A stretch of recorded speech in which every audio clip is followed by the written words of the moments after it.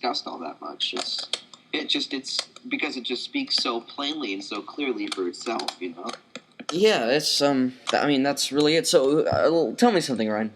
Yeah. Who was your favorite actor in this film? Who do you think gave the best performance? You know, for me, it was Jeff Fahey as the evil bad guy. But who do you said, I thought Jeff Fahey was pretty badass in this movie. I mean, like, that voice, like, I will give you $150,000 cash.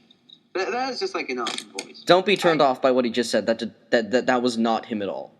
Yes, it was. No, it wasn't. All right, but fine. Just go on. Go on. Yes, it was.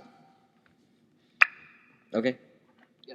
So I can't say that he was my favorite performance in this movie, but I have to say, like, considering like the choices he's had lately, like considering the movies that he's been picking, I thought it was a lot of fun to see Robert De Niro kind of loosen up, because like he is known for kind of playing like a lot of really uptight, somewhat conservative characters, and although his character in this movie definitely does kind of riff on that, I think like I mean like towards the end he like actually like wields guns and he like goes out into like this big action sequence.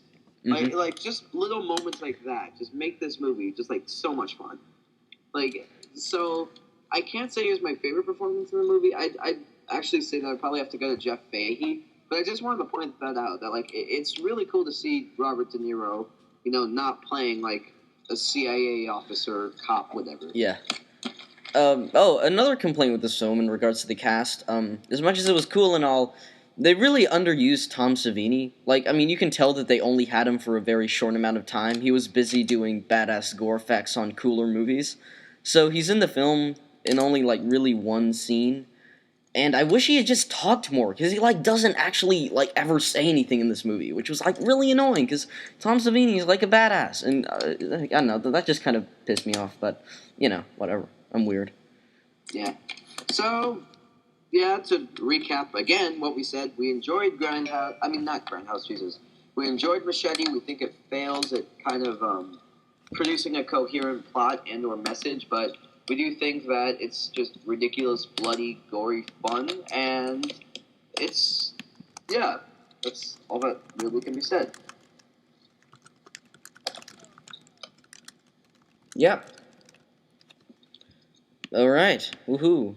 Oh, and also, Machete will make you really hungry, because there's, like, scenes in which characters make Mexican food in, like, graphic detail.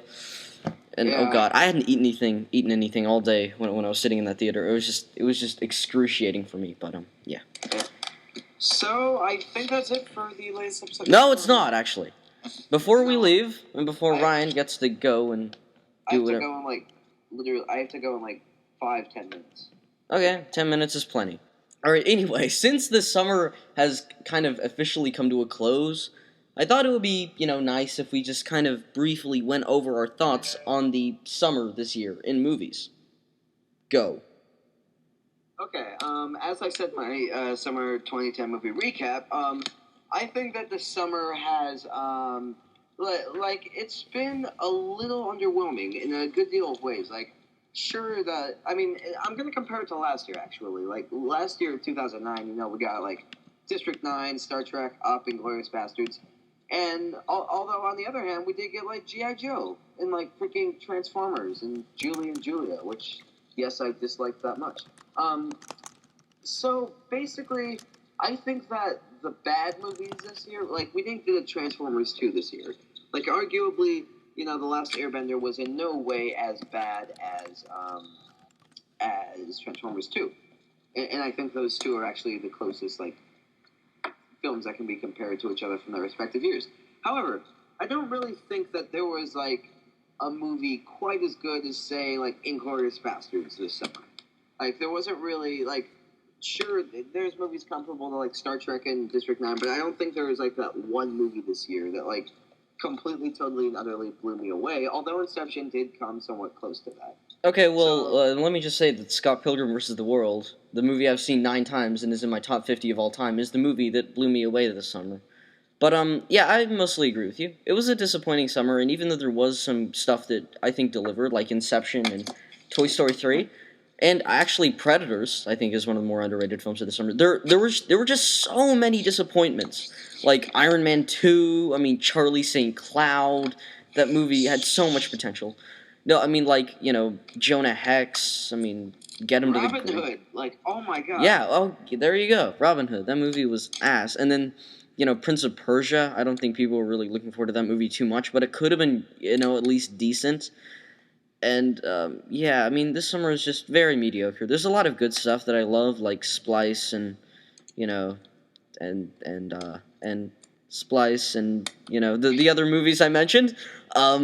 But, yeah, and like The Expendables was another disappointment. I mean, it's just a very lackluster summer. There's very little to say about it. It's just kind of meh, Mm-hmm. Yeah. So, yeah, I guess that's it. I guess that wraps up our thoughts on this Any summer. other thoughts on the summer? Please, just really anything. I want to get it to, like, at least 50 minutes before we end.